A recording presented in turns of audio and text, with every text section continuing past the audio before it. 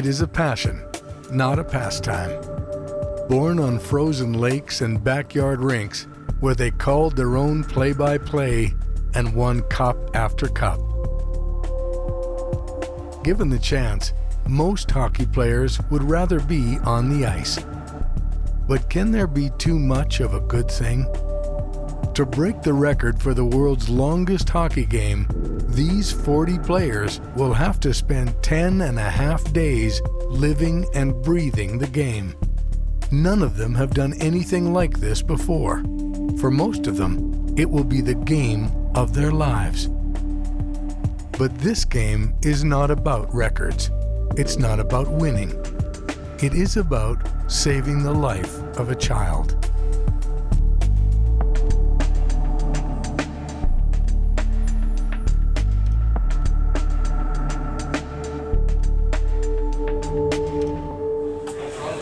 Team Hope is 1 and 2, Team Cure 3 and 4. For the players, it is entering the unknown. How do you prepare for 10 days of continuous hockey? What do you bring? 2 blockers, 2 catchers. For Scott Logan, one of the only 2 natural goaltenders in the group, it means more gear than most. Saturday was the big day. We had all the guys come in and get all their gear set up, any of their supplements, food, bandages, any of that type of thing they felt they were going to need. Each guy has their own little stall in the dressing room, which is going to be one of their homes for 10 days. After that was done throughout the evening, they set up the curling rink for the sleeping quarters. For event organizer Alex Hallett, the day was emotional. Last night was overwhelming. I came back at about 10 o'clock with my father, and it hit. Like, man, there's a lot of people that care here. To see the military here was pretty cool to see, setting up everyone's bed. From about 7 p.m. to 1 a.m. they were setting up all the physio, chiro, massage. Players, they were here till 10, 11 o'clock at night helping set up, realizing they got 10.5 days of hockey coming up. We've got a mixed bag of guys. We've got some RCMP, we've got some oil patch, we've got some restaurant, some RV, but at the end of the day, they're all here for the one main goal, to raise a bunch of money. Free is good. If you've seen our crew of guys, they're a bunch of goofballs. It's going to be tough to bring the mood down in our group. The camaraderie is pretty huge. To be able to play hockey for 10.5 days with a bunch of guys, I couldn't wait to do it. So it was a no-brainer for me. Pretty tough to find 40 guys to take 10.5 days off work, and play 250 hours of hockey. So I can't ask for a better group than the guys we have out there right now. Spirits are high as the players depart for one last night in their own beds. But after 6 months of planning, with the game so close at hand, it is doubtful anyone will get a good night's sleep.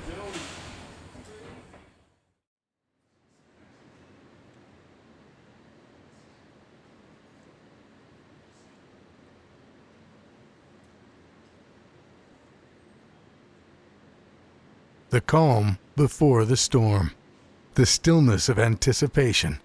The players are as prepared as they can be. Their 2 targets are clear: 246 hours and $1.5 million for the Alberta Children's Hospital. Ready for this, you better believe it. A bunch of the boys brought that pro feeling to the game. They showed up in suits this morning.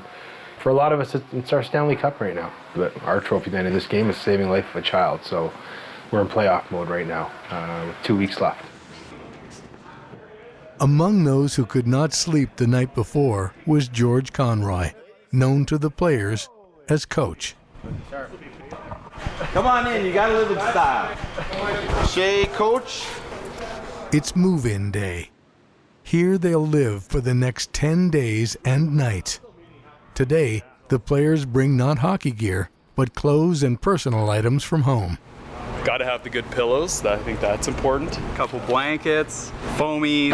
Laptops so I can get some work done. Everybody's got their own little cubicle. For 10 really crappy sleeps will be good. You guys see Steve's pillow here? You're going to have to blur out. Bed, sufficient space to move around and kind of have your own little private space when you need it. Music, books. I left my trophy at home. We're installing a waterfall right here. Fireplace right over there.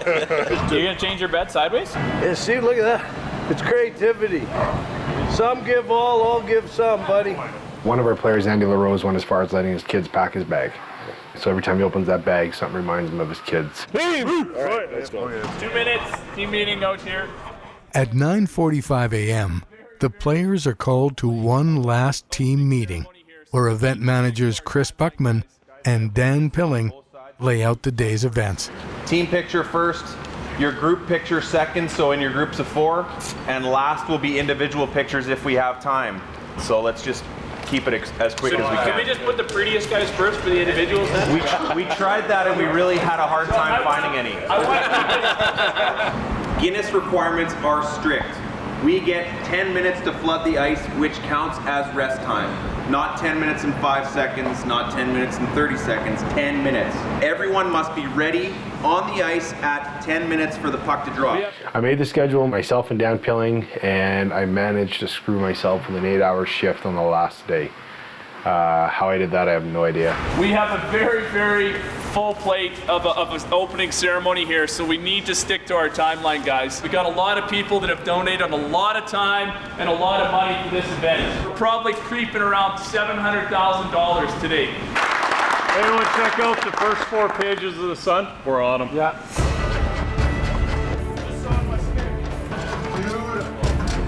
They're allowed only 40 players, split into teams of 20, Team Hope and Team Cure. Pink for little girls and Army for little boys. They'll each play 24 4-hour shifts over the next 10 days. Final preparations are made.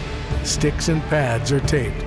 But for some, just getting dressed proves to be a challenge. Never put pads on in my life. Each player must take several turns in goal. It seems Jeff Ward has drawn the short straw and gets to start for Team Cure. 8 minutes. 8 minutes. There we go. Hey, we're gonna keep walking around this way, buddy.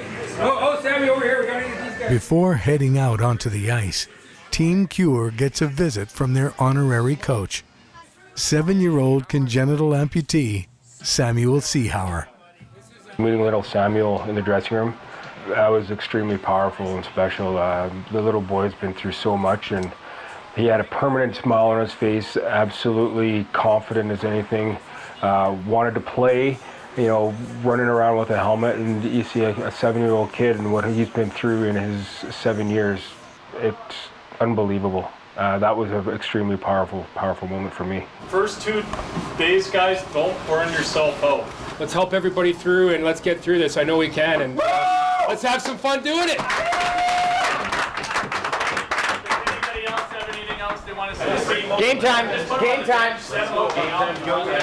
Al, keep your head up, buddy. Good morning. My name is Alex Salad. We never would have thought we'd get this type of attention 6 months ago. I'd like to thank all the volunteers. I haven't been choked up throughout this whole event yet, and when I went out on center ice there to welcome everybody, it hit me as to why I'm here. So I thought I was going to cry.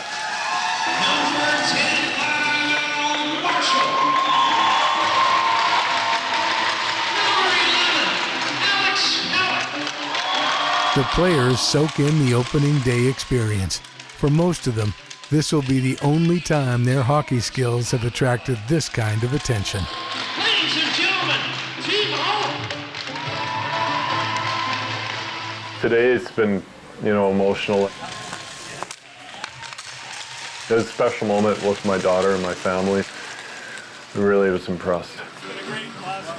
Team Hope forward Lyle Marshall is growing used to media attention. His daughter Diamond stole the world's hearts when she met the Duchess of Cambridge on the Calgary tarmac in July 2011.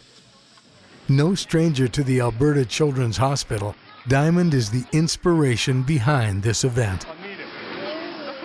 Today, after a stint as honorary coach for Team Hope, she will return to the hospital for further treatment. I got the pro though. Oh, yeah, I'm a rookie.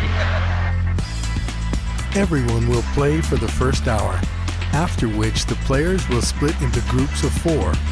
Each 4-hour shift will have 8 players aside, the others resting. Once the puck drops, they will not be allowed to leave the rink except for medical emergencies. There can be no substitutions.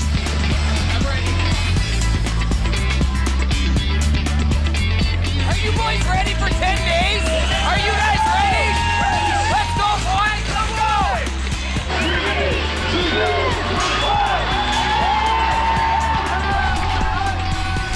Who wants the first goal? And so it begins. The players that are out there, a lot of them have played hockey. I was expected this game was going to be intense for the first hour, but you'll notice here it's going to die off pretty quick. So I think the guys are realizing that 10 days is a long time. The first shift is quick and intense as players ride out the adrenaline they've built up over the last 24 hours.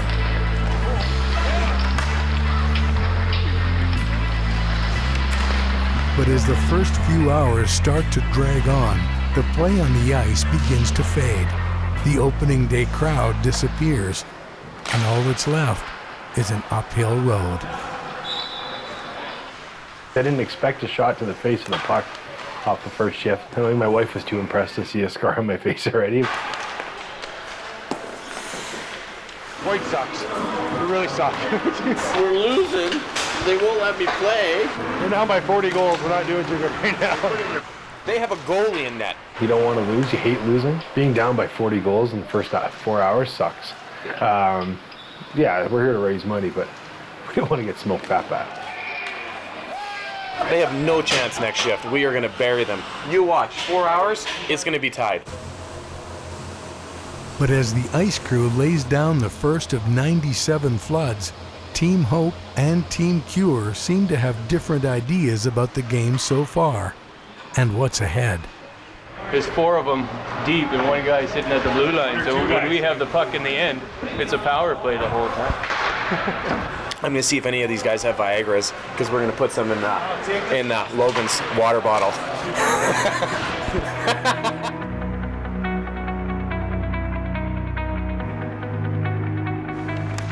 24 hours later, reality has set in. I'm tired, very tired. Haven't slept since 7 a.m. yesterday, so been up for about 34 hours and played 3 shifts already. I really started to feel it about 10 minutes into the last hour. My legs really started to get heavy, my shoulders started to get heavy. Just the simple motions just were taking a little bit longer than they normally do. So that's what I kind of thought, okay, I need to just bring it back a little so I don't hurt anything. I'm so tired. Unbelievable. And that good home.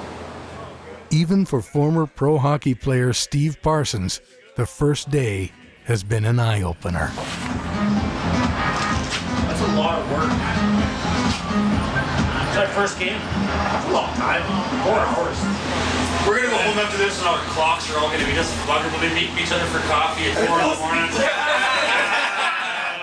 It's mind-boggling actually to put it into words how tiring you get within 4 hours. I'm ready to get a little shut-eye.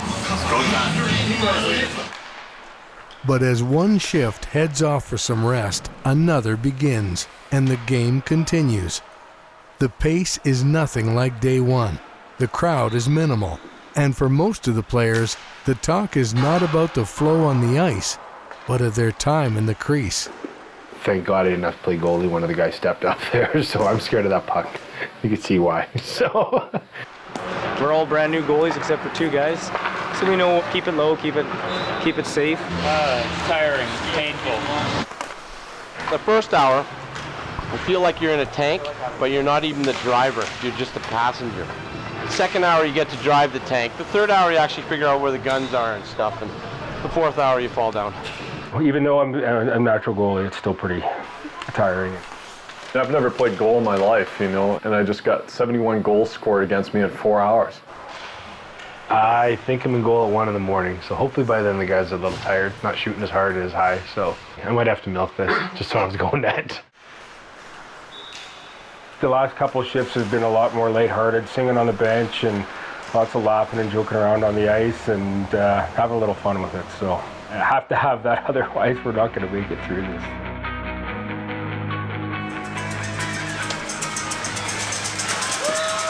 By the third day, a new tradition has begun to emerge, giving strength to tired legs. The flash mobs are still the best thing we see on a daily basis. The kids coming in with all their little shakers and screaming and banging the glass, and especially at 8:30, 9 in the morning when you've been on for 3 hours already, it gives you that boost for the extra hour. We get the preschool that's here, and they all come down with their shakers and their pennies, and livens us up. You don't realize how much people are rooting for you. That's pretty impressive. I love you, hockey guys. Today, somebody's dropping off messages, and it was a message from Lance Armstrong. It was about quitting. He said, you know, that's the last thing I want to do. I don't want to quit. Visits and letters from the Children's Hospital and their own kids put the first few days into perspective.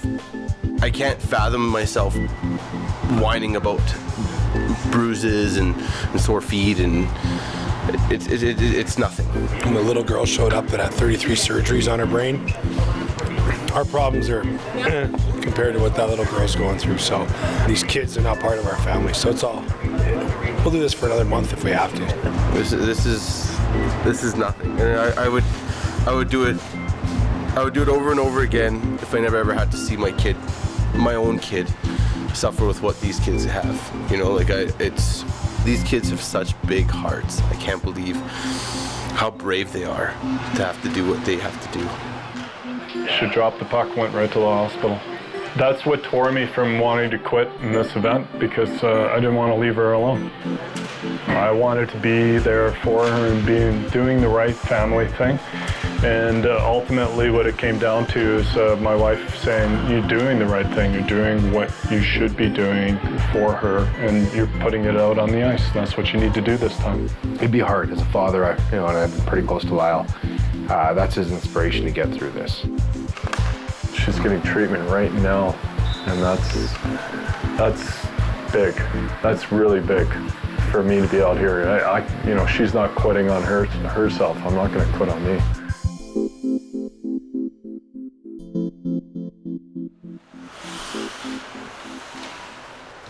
These nighttime games, it's harder to get up, but in a way it's a bit of a chance to give your body a break.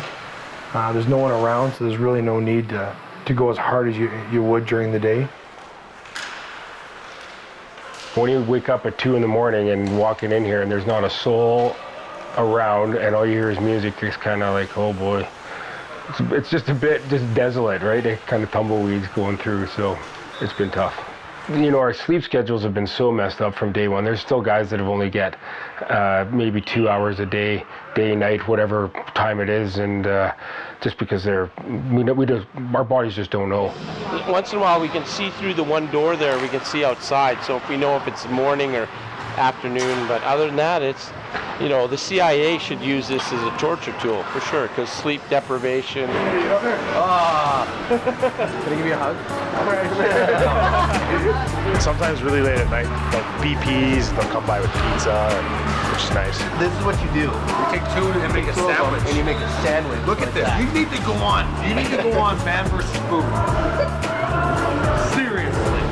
That right there is unbelievable that you're taking that into your body right now on the stage of your day. I'm impressed. Once again, not really the healthiest thing in the world, but... Want to do something? Watch this.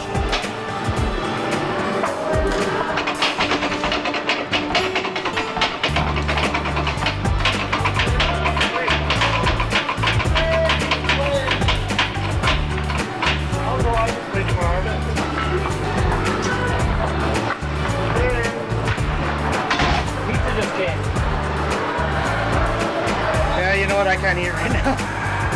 Hot pepper pizza and 2 pounds of chicken wings. We play throughout the night, and it's always dead for 8, 9, 10 hours. Not one single fan, just ourselves to amuse ourselves. We had a face-off competition where you had to win the draws with the butt end of the stick, and it was a best of 9. So whoever won it got the belt. Whoever lost had to do push-ups on the face-off toss. So that's been fun. We had one guy on our team who took the belt and didn't give it up. He went through their lineup twice, so now he's the champ and we retired the belt. We ain't giving that back either. I'll have to get it back because it's my kids. So initially it was like the hardest worker of the shift belt, and then it came to let's use it for fun things.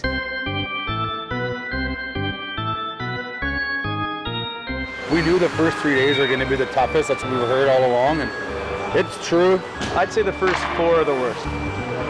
Now, time seems to be flying by. Like, I don't got to play for another hour. I've been up for 2. I'm ready to go, and I might just go strap them on, just take an hour of someone else's shift here just for fun. We found a groove, and it works. It's usually 70, 80 goals a game. Everybody kind of hit their stride, found their groove, got into their, their sleep routine, eat routine. Everybody's pretty happy. We found our pace that works for us. So. And here we're watching a 71-70 game, and guys are in it. Support has started to pour in for the players, most notably in the form of comforts from the outside world. At the beginning of the game here, there was all health food on these racks over here, but as you can see, we have Cinzano buns, we have burgers, the whole community and all of Calgary's kind of coming together and bringing us some good stuff. Yeah, it started off with power drinks and stuff. Now people are starting to bring in cupcakes, chocolate bars, Slurpees, obviously. I don't know, maybe someone's trying to sabotage us? I don't know. But you know what? They taste good. Coca-Cola, ginger beef. Yeah. We had donuts from Safeway. I'm just trying to carb up for the big game here, so. When I see a Peter's burger or a doner or pizza, I'm all over it. We've had cupcakes made for us every day, and they're so good. So we just wolf them down, and it doesn't really matter at this point because we're burning so many calories. It doesn't matter really what we ingest. I bet you I've dropped close to 10 pounds already in the last 4 days. I didn't weigh myself lately, but I think about 10 pounds less now, so I'm not complaining. If I can eat like this and keep dropping weight, I'll keep doing it. I did see a guy out there with a box of Timbits around his neck during the game. If you don't take care of yourself, you're not going to last. Pink tape and a box of Timbits sitting right here. Well, I'm going to throw up. The first day, the longest lines we saw, we're actually at the food areas. Now it's at the trainer's table before the games. You know when a 4-hour stint's coming up, guys are lining up. The feet, I mean, like this was not there before. And that was not there before. Like this is all new. So we were warned, we were told the #1 health concern for sure will be the feet. We take it shift by shift, so. But as soon as I'm done, I'm soaking. I'm soaking in ice water as long as I can. A lot of people are switching to bigger skates so that because everyone's feet are so swollen, right? There's guys borrowing skates of mine that are too big for them, but they're fitting them now because of the feet are swelling. I usually wear a 7.5D up to a 9.5 double E. I've gone through 3 pairs of skates in this period as well. Yeah. Yeah. Since that got out, I think about 6 or 7 pairs have actually showed up here, and guys have started wearing skates the size are too big. For most guys, that'd be like going jogging wearing Shaquille O'Neal's shoes, but they fit because their feet are so sore. Well, I missed a blister on my left big toe. I only saw it when it blew up, so I didn't treat it before, so that got a little bit affected. So I've been, taking it easy, kneeling down when I can, and crying when no one's looking. Yeah,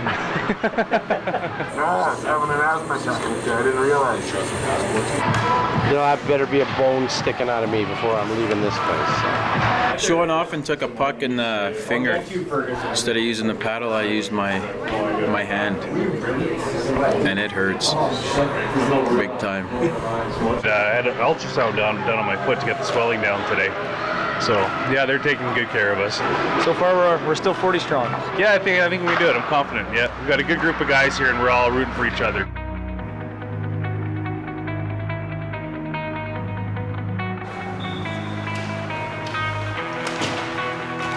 One of our players, Matt Thurston, he's from Ontario, and he's out here living in town by himself. Our wives and kids and parents and brothers and sisters are all out here every day watching us, and it's been tough for him. His brother and sister in Ontario decided to surprise him. I talked to Matt after, and he was still red-eyed. He was pretty emotional, to be able to play in front of them and to see what he's doing and the difference he's making out on that ice right now with his 39 new brothers. So I thank his family for coming out. You just pushed that guy that extra mile to finish this game. Total surprise, didn't even know they were coming. So we had a bit of a moment there, hugged it out, cried, laughed, and it was nice to have family here, and that kept me going and kept pushing my spirits up.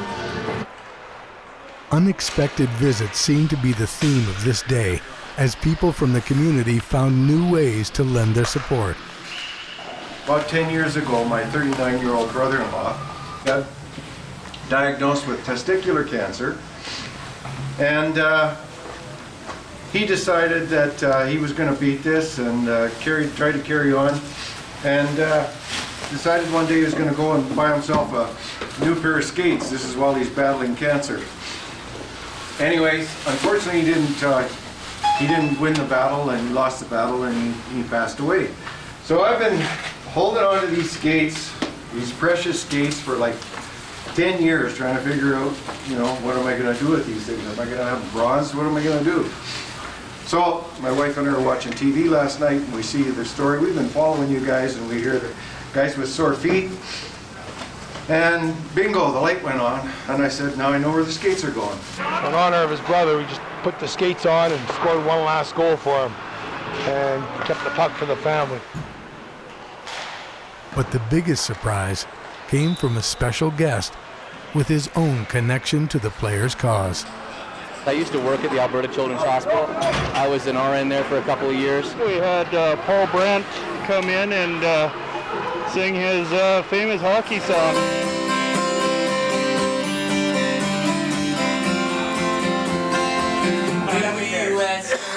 Oh man, I'm blanking totally. I'm gonna blame it on the smell. How about that? Yeah, absolutely. It was very emotional. I was there, and I'm just thinking I'm here. With pride in community, I was there at the rink, and I'll always be. So drop the puck, boys, and let them play. This is our time. This is our game. I was there when there was nobody else around. I was there. I was that voice out in the crowd, shouting out, "Get back up! Gotta give it, gotta get it done." Ooh, I was the locker room prayer when you couldn't find the words. I was in your heart. Yeah, all over the world, that's where hockey starts. You show up, game on like a breath on the winter air. I was there.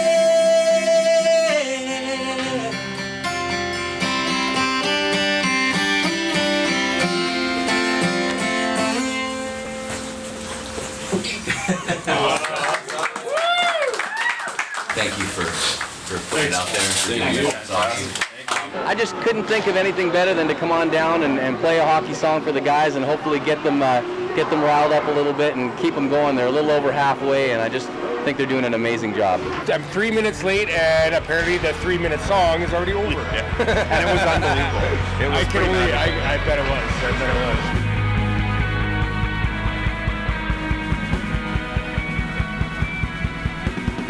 On the other ice surface next door, a different game is underway. We're doing this thing for cancer, the longest hockey game ever. Inspired by the hockey marathon players, the kids from the Chestermere Amateur Hockey Association have organized a game of their own. For the last 6 hours, this group of 10 to 12-year-olds have taken over the rink's second ice surface, raising their own sum to be added to the marathon total. We raised like $650 so far. Kids playing for 6 hours is tough because attention span usually doesn't last more than 6 minutes. So pretty impressive. Our future is looking pretty cool. There's some good kids out there that really get it. They'll pick up right where these 40 guys left off. You guys did an awesome job. What do you guys think you raised for money in 6 hours? 700? 900! 900!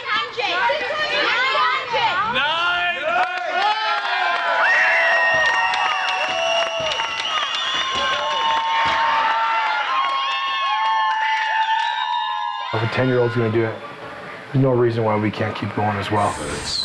Don't, yeah, you guys, I'd rather go, so don't worry about that. Let's keep him out for at least this next 4 and maybe go 8. I think we should get AHS. Yeah. Let's send them. We had one player go down pretty ill, you know, and it was unfortunate. A lot of our players had to see a guy go to the hospital, you know, all wired up and stuff. Hey, we'll see 20 minutes, all right? Take care, buddy. 30 minutes tops. Come back good, buddy. Wish you all the best. And then all of a sudden you're on an upswing. The NHL guys show up and do an alumni game. Guys like Paul Cruz, German Tito, Jim Poplinski, Sheldon Kennedy showed up. Played against a group of the Marathoners' colleagues, the NHL alumni game was organized on the second rink to bring more fans and donors into the arena.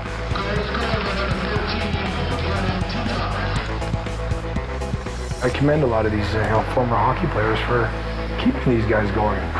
So I thank them sincerely. While a few of the resting players make their way behind the bench to watch their heroes play, most are more concerned with the state of their fallen teammate.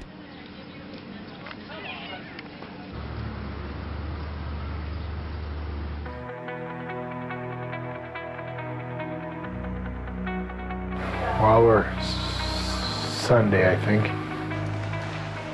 So I got 12 hours of hockey personally. Out of the next 20, I got to skate. So followed by a 12-hour break, and I'm on for 8 hours straight. So there's a light at the end of the tunnel. Just slowly count down the hours. Guys are getting tired, but you know what? It feels awesome, you know, to know that we're 7 days into this thing. Although children have been a constant around the rink, Mother's Day has brought in many of the players' families. No poke checking. We had a lady in town call, and she owns a flower shop, and they came to the bench and took orders for the guys. And there's flowers delivered to the wives and the mothers. I think our wives understand. We might miss this one. We'll make it up here next weekend, but pretty cool people that are helping us out. Just had a radio interview, Alex Howitz, and he was speaking about how he stays out there for 45 minutes per shift. And to be honest with you, I haven't seen him take over a 3-minute shift. He mainly sits for 45 minutes at a time, and if he doesn't get his way, he goes out there and takes a penalty. I never thought I'd try so hard to get a penalty, you know, and you throw the odd dive in there and stuff, but it's all in good nature, it's good fun, the refs have a good laugh with it. Penalty minutes are hard to come by. I mean, I was out there slashing and hacking and tripping, and I don't know if the refs can't see it or they just know that I'm trying to do it on purpose so I can go sit down for 2 minutes. I was fortunate enough today to get myself a 10-minute misconduct. My line mates wouldn't let me change, and I was exhausted, and I asked the ref what would it take. He's like, well, you call me and we can see what we could do, and I did. Hey, 45-minute shifts, more like 45-minute breaks. Yeah, I got swollen feet and stuff, but I got players that, one guy's in quarantine with pneumonia, and it's killing him not to be able to play right now. I got one guy whose blood pressure is 190/90. He's gonna have a stroke here soon. Refused to go to the hospital just because he's gonna get himself down and he wants to play that bad. I got one guy whose feet are just blistering and pussing. He won't sit out. He can't walk after his game, but he's still gonna play. There's no way we're going to allow this thing to fail. You know, most importantly, it's not going to fail for the players. These guys are going to achieve their goal of $1.5 million. You know, if I went out there and said, "Hey guys, we're $100,000 short. We might have to play an extra couple days," they would do it. These guys would say, "You know what? We'll play for 12 days if it means we're going to raise an extra $100,000."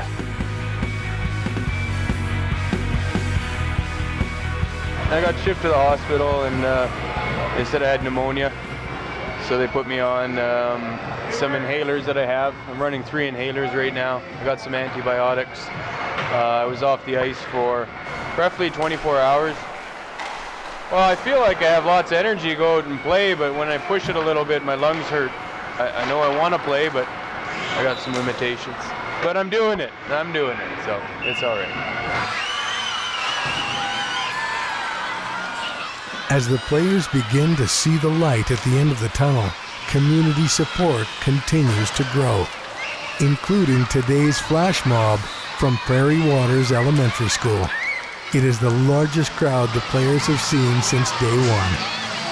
That was amazing. It was unbelievable. I think that there must have been 200-300 people in here cheering and yelling, and the pace picked up quite rapidly at that point. And talking to the guys on the ice, I mean, everyone was saying how amazing the game was. It was such a fun game to be in. Usually when we're playing these 4-hour shifts, the first couple hours can go pretty quickly, but that third hour starts to slow down, and that fourth hour is dreadful. It's very tough.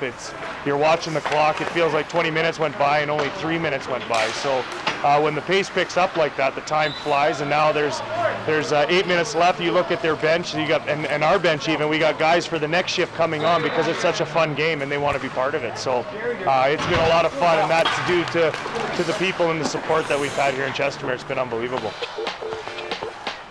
The crowd manages to overshadow the arrival of another guest, former Calgary Flames center, Brendan Morrison. But Morrison has not just agreed to drop by and shake hands with the players, he's decided to take a shift as a referee. While no longer a part of Calgary's team, the free agent NHLer heard about the game and decided to make a special detour from his vacation plans in order to show his support. For the players, it's another memento of inspiration and motivation. As the crowd disappears once again and the game returns to normal, another surprise visitor arrives to check out the action. Calgary Flames All-Star captain, Jarome Iginla. It is strange for the players to be the focus of attention, but after 8 days, they are beginning to get used to it. They share their stories and have their photos taken with the hockey superstar. Another once-in-a-lifetime moment to add to their collection. But soon they find they themselves become the stars. And while Morrison and Iginla have played hockey at the highest level, who wouldn't want their picture taken with the stars of Team Hope and Team Cure?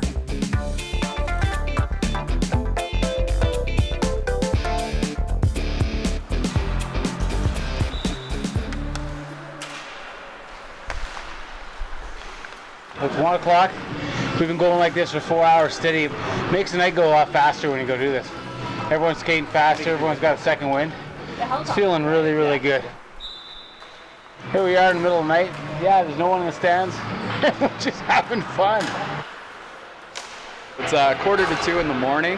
We're getting near the end here. Our spirits are high. We've finished our last run of 4x4s. We just came off an 8-hour break.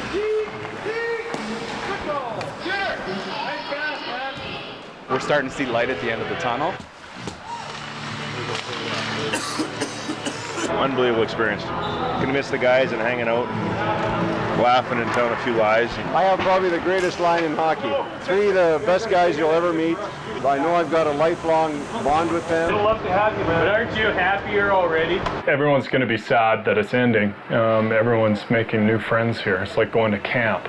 And now summer camp's over and you got to go home. It's kind of exciting but kind of sad all at the same time. We got 40 new buddies that we've lived with for 10 days. We got to know these guys really, really good, and I may never see some of them again. Won't miss the sore feet though, I can tell you that. The support staff is amazing. It's incredible what we've got set up between a full line of nurses 24/7 with one on call at night, doctors on call if needed, as we had a guy that went for stitches and out to Strathmore, and he was back within a couple hours to be back ready to play. All the volunteers from the refs, the timekeepers, the statisticians. Okay. Good. So we're not doing that again if it's not okay. The physio, massage, chirotherapy, those are huge assets for us, and to have the support of all those people and them donating their time and their service to us we're extremely grateful for that. Just a swath of volunteers. My God, thank you so much, you know, from the bottom of my heart.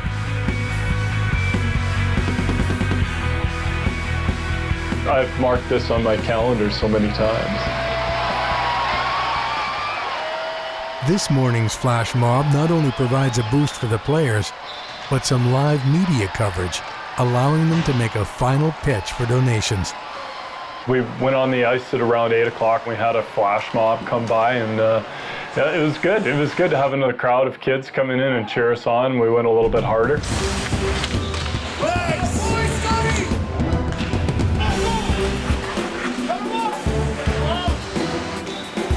About 400 or 500 people showed up there cheering like crazy. We're all pretty amped up. We're still tired and sore, but the energy in this building and having the cameras around and it's hard not to be excited right now and have lots of energy to go skate. I've been playing since 7:20 this morning. I got on the ice. I played till 11:30. Had an hour and 45 off and got back on for the last 4 hours. So I played pretty much 8 of the last 10 hours of my life. I've been on this ice. We all started this journey together. We're gonna finish this thing together.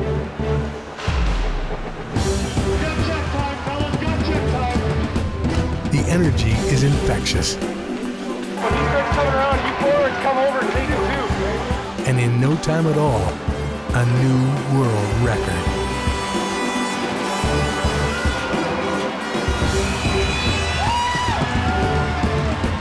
After a short celebration, the game will continue. There will be one final flood of the ice and 2 more hours of hockey until they've reached their 246-hour finish line. You're going to play another 62 minutes. We're going to go 0-0 here. This is it. I'm not going to put my skates on for months, neither does anybody else, so let's win this thing.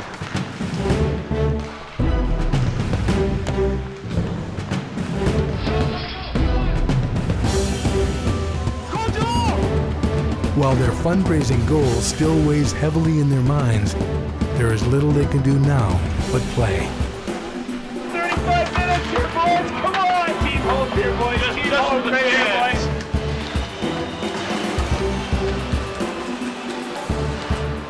They're tired, sore. Many of them are sick. You're going to start by goal 5 minutes left.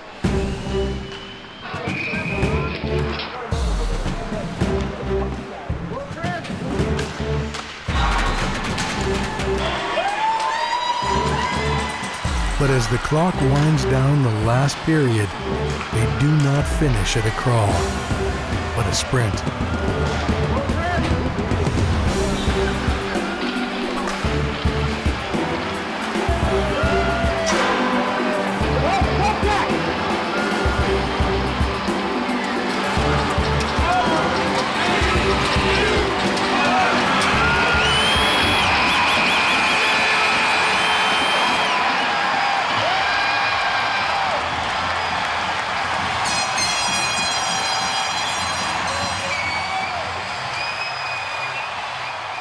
It's been a long journey. To the players, it must seem like a blur. While they have been split into 2 teams, there is no bitterness, only brotherhood. Together, they have won. They will remember this moment for the rest of their lives. And so will the many children who will benefit from the money that has been raised.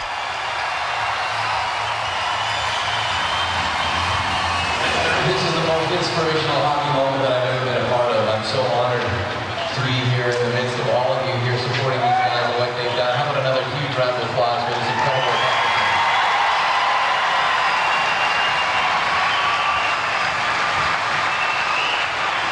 I wrote this last year for the World Juniors, but I thought it'd be appropriate for today. It feels like this.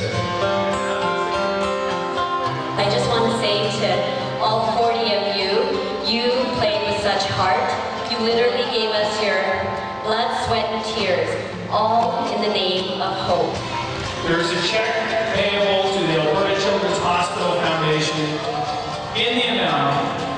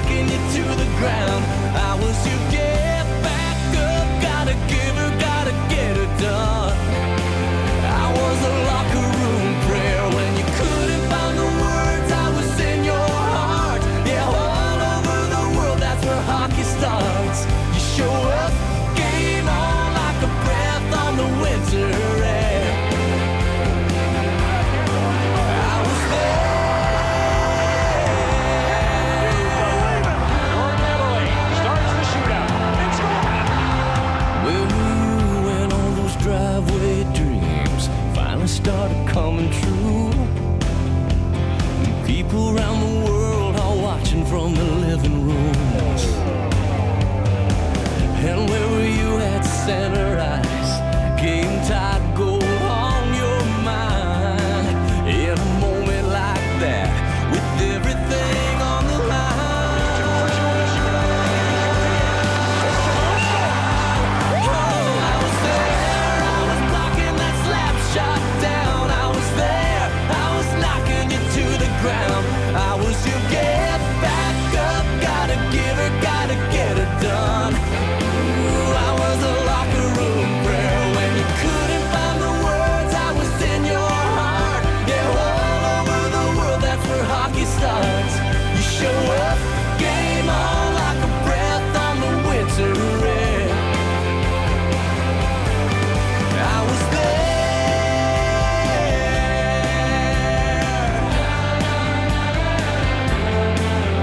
with pride and community. I was there at the rink and I'll always be. So drop the puck, boys, and let them play. This is our time, this is our game. I was there when there was nobody else around. I was there, I was that voice out in the crowd, shouting out, get back up, gotta give